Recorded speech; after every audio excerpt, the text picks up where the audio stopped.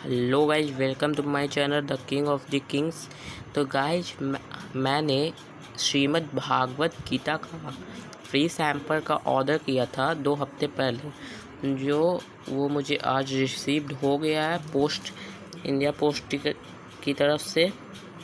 और गाइज इसका पैकेजिंग बहुत ही अच्छा है। ये आपको एकदम फ्री में मिलता है, इसके लिए आपको 1 रुपये भी पे नहीं करने पड़ते हैं। तो चलिए इसका फटाफट से अनबॉक्सिंग कर लेते हैं। हाँ तो गाइज, इस एनवेलप में मुझे ये गीता का बुक मिलता है, या अर्थात गीता।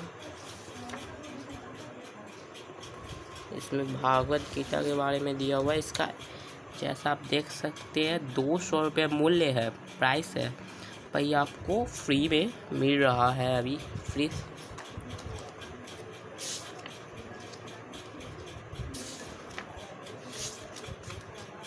इसमें गीता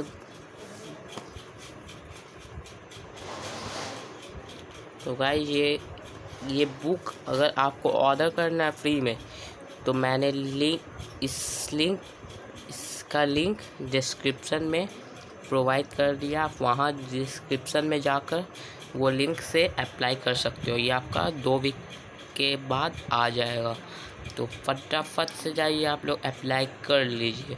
और दोस्तों, मेरे वीडियो को लाइक कर दीजिएगा, सब्सक्राइब करना चैनल को नहीं भूलिएगा।